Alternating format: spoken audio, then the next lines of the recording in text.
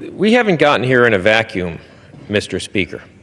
I think it's very important for us to take a look at the historical context of religious freedom and its importance. Freedom of religion is fundamental in our country. Interesting note, here's my pocket Constitution. And religious freedom is literally the very first freedom mentioned in our Constitution. It's in the Bill of Rights.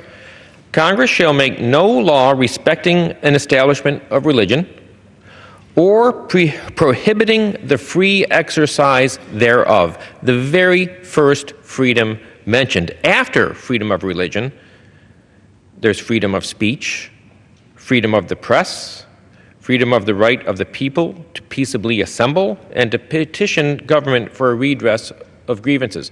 But the very first freedom mentioned is the freedom of religion. It's interesting because we also talk about rights in our society, and as a footnote, our founding documents, the Declaration of Independence and the Constitution, talk about rights. But the very first right in one of our founding documents is the right to life.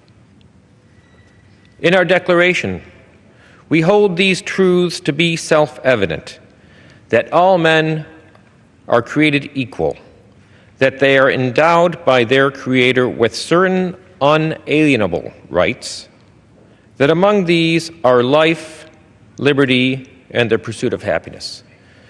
The very first right in our founding documents, the right to life, the very first freedom in our founding documents, the freedom of religion.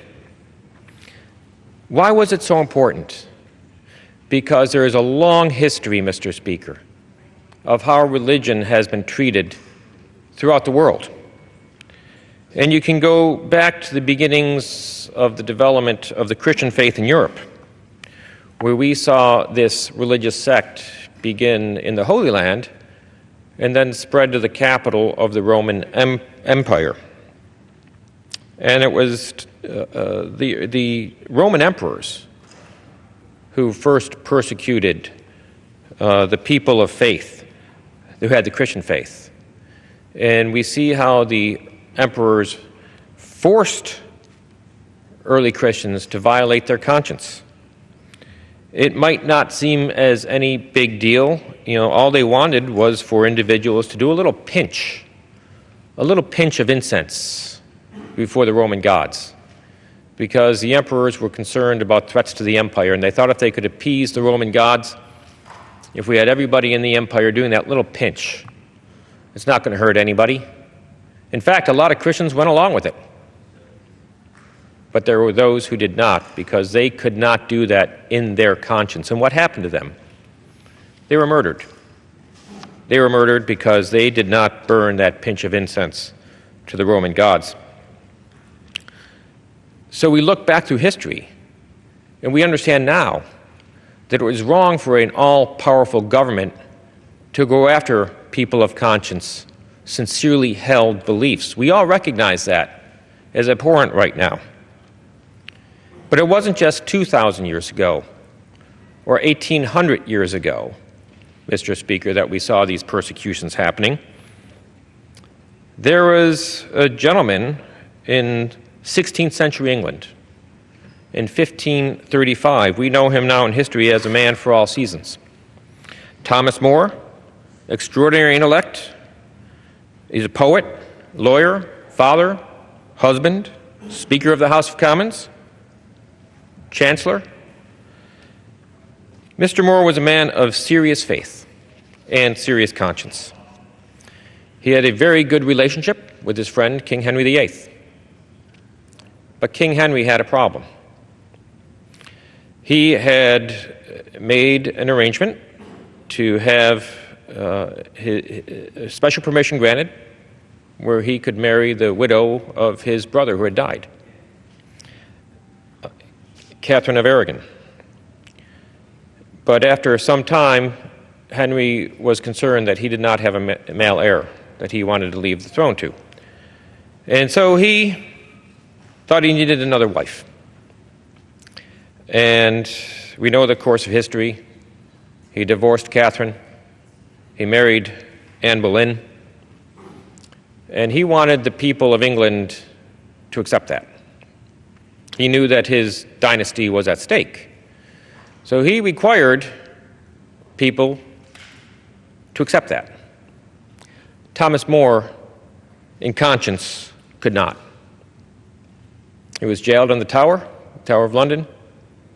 His books were taken away. He refused to speak on the matter because he thought that silence would protect him. And then there was perjury, and he was convicted of treason for opposing the king, and he was beheaded, all because he was following the dictates of his conscience. This is the context, Mr. Speaker, in which Western history was developing. And as the Enlightenment, even before the Enlightenment, the Renaissance was happening, and after More was part of the English Renaissance. And as we go into the later 16th century and the 17th century, the development of thinking on religious freedom, and there were religious wars throughout Europe. And always minorities seemed to be getting oppressed by the government. A number of sects decided that there would be a better place where they could practice their faith and conscience. And that place was a new world across the ocean. It took a lot of trouble to get to the New World. Dangerous, new territory, treacherous crossing, unknowns. But these were people who were looking to build a city on the hill. So we know the stories of the Pilgrims who sought religious freedom, and later the Puritans. My own state, the Commonwealth of Pennsylvania, was established as a colony where people of conscience would be protected. William Penn, in his Pennsylvania Charter of Liberties in 1701, quote, "No people can be truly happy, though under the greatest enjoyments of civil liberties, if abridged of the freedom of their conscience as to their religious profession and worship." Penn himself was jailed for his exercise of his conscience, and he wrote from Newgate Prison in 1670, "By liberty of conscience, we understand not only a mere liberty of mind, but the exercise of ourselves in a visible way of worship, upon our believing it to be the indispensably required at our hands, that if we neglect it for fear or favor of any mortal man, we sin and incur divine wrath." All these individuals seeking protection, seeking a place where they could exercise their freedom of conscience. Maybe that, Mr. Speaker, is why the freedom of religion is the first freedom mentioned in our Bill of Rights. Our founders, the father of our country, understood the importance of religion. President George Washington remarked in his farewell address that religion and morality are, quote, "the firmest props of the duties of men and citizens," close quote, and, quote, "the indispensable supports of the dispositions and habits which lead to political prosperity." 6 years prior to his farewell address, Washington wrote a letter to the Hebrew congregation in Newport, Rhode Island, which contains arguably one of the most beautiful articulations of religious liberty in American history. Quote, "The citizens of the United States of America have a right to applaud themselves for having given mankind examples of an enlarged and liberal policy, a policy worthy of imitation. All possess alike liberty of conscience and immunities of citizenship. It is now no more that toleration is spoken of, as it was by the indulgence of one class of people, that another enjoyed the exercise of their inherent natural rights. For happily the government of the United States, which gives to bigotry no sanction, To persecution, no assistance requires only that they who live under its protection should demean themselves as good citizens in giving it on all occasions their effectual support. Alexis de Tocqueville, who visited this country in the 1830s, explaining in Democracy in America, looking back at the experience of the Pilgrims. The Pilgrims came, de Tocqueville said, to make an idea triumph. They were founding a community, the Pilgrims, and society where government could not encroach on their particular religious practice. This is part of the fabric of our country. Look at the experience in history. All the founders were well versed in our history, the Western history, of the importance of conscience, religious freedom. Outside observers coming to this country like de Tocqueville and seeing it. Understanding the importance of people of faith to correct the errors that were in our country. The movement to abolish the abominable practice of slavery. That happened because people of faith stood up, recognizing the inherent indignity of the practice, the violation of fundamental human rights. History in our country is just replete with instances of people of faith standing up to make a difference. 100 years after the end of the Civil War, it was people of faith who began the marches in the South. It was people of faith from the North who went down to help. Dr. Martin Luther King was a pastor. He was a pastor. He went to seminary in my home state of Pennsylvania, Crozier Theological Seminary. He was motivated by what was a fabric of his life, grounded in Scripture. He asked the big questions. Just before his death, Dr. King asks, or says, quote, conscience asks, is it right? And there comes a time when we must take a position that is neither safe, nor politic, nor popular, but one must take it because it is right. People of faith, people of conscience. We've seen them very active in the effort to protect all human life since the Supreme Court in 1973 took what then Justice White said was an exercise in raw judicial power and said certain human beings aren't persons. And we know that we've had more than 50 million abortions since that time.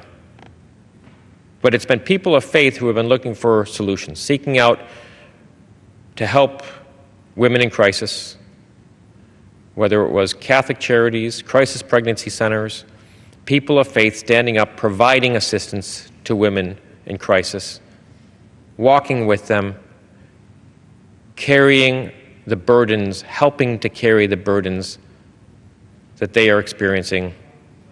Women who have often been abandoned and isolated, not feeling like they have a friend, but then they find a hotline where a voice picks up, somebody who's been motivated by their faith to be sitting by that phone, wanting to help, asking to help. Next week, the Supreme Court is going to be taking a look at this case. Again, I think it may be the most important religious freedom case the court has heard, because the court is going to wade into whether or not an individual, they're going to make the decision. Does this individual who objects to signing a form based on their religious belief, is that a legitimate exercise of their conscience? That is not the government's decision, Mr. Speaker. The government should not be putting itself in subjectively telling an individual in this country who has a fundamental First Amendment, first freedom to exercise religion, what is legitimate and what's not. That's what's at stake here. And it's interesting that my diocese, the diocese in which I live, the Diocese of Pittsburgh, is the lead plaintiff named in the case, Bishop Zubik. Bishop Zubik has written, "Religious freedom is not secondary freedom, it is the founding freedom. Religious freedom in this country means that we pledge allegiance to both God and country, not to God or country. We have the right not just to worship, not just to pray privately, we also have the right to try to have an impact on our society for the common good. We have our rights to express our beliefs publicly and to try to convince hearts and minds. We not only have a duty, but the right to live out the faith in our ministries of service. Religious freedom," Bishop Zubik says, "is not a passive act. Religious freedom is intentionally action. Religious freedom has to be expressed. Religious freedom has to be lived. Religious freedom has to be out in the open among the people. Freedom of religion can never be confined to merely the freedom to worship. It defies the Constitution and does a mortal injustice to society. The First Amendment doesn't say freedom to worship. It says freedom of religion. For those who are Christians, you can go to Matthew chapter 25. And the mandates that we have from Jesus.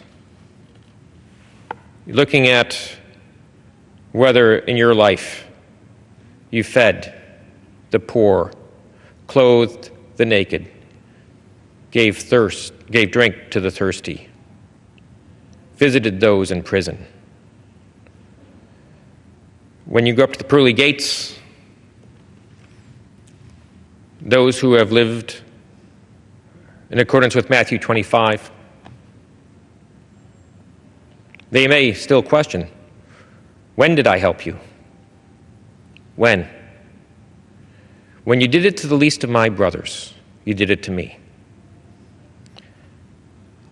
That's not happening inside a church, Mr. Speaker. That's happening on the streets. It's happening in hospitals. It's happening in health clinics. It's happening in food banks. It's happening on counseling hotlines.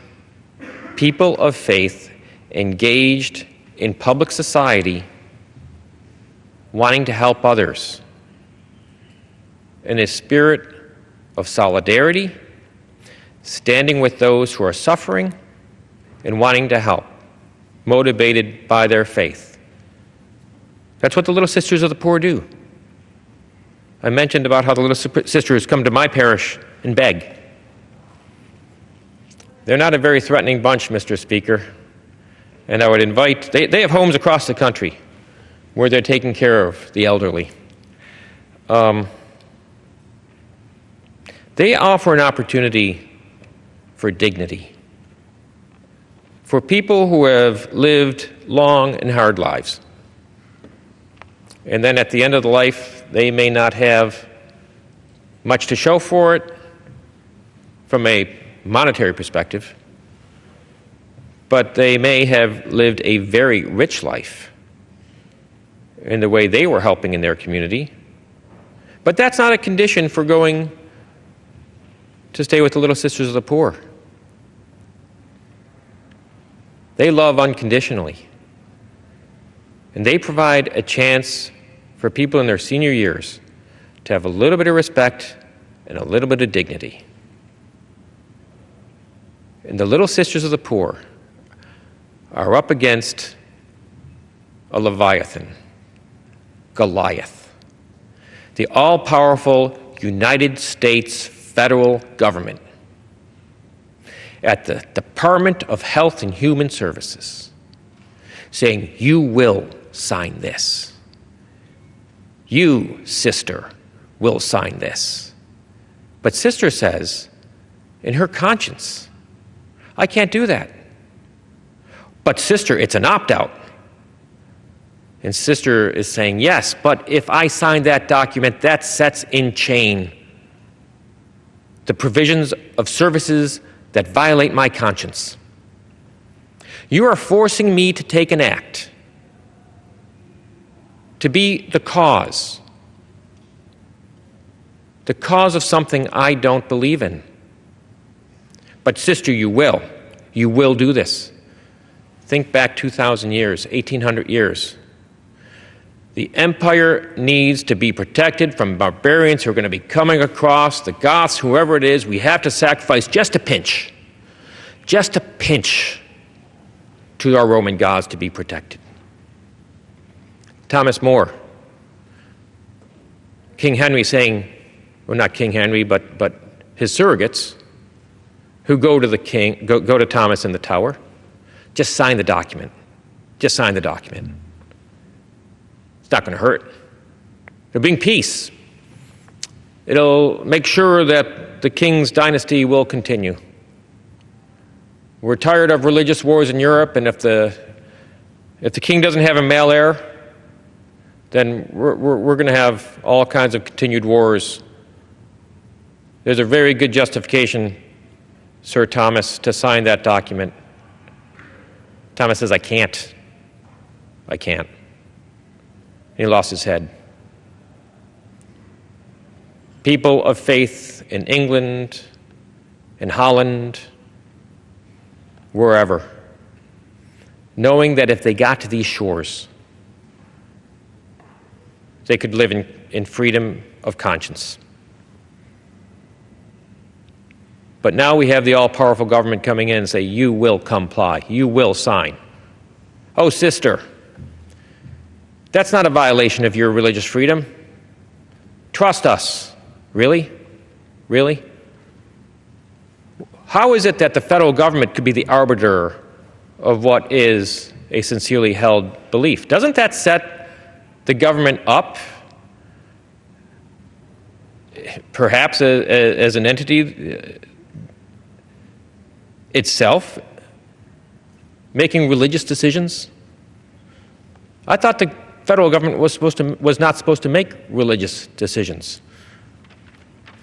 And if the federal government it has a bureau of what's a sincerely held religious belief, that's a pretty serious issue that the court needs to take a look at. Wonder what you'd call that bureau? Bureau of Legitimate Religious Practices? Bureau of Legitimate Religious Beliefs? Bureau of what we will allow you to believe in this country? Is that what this is?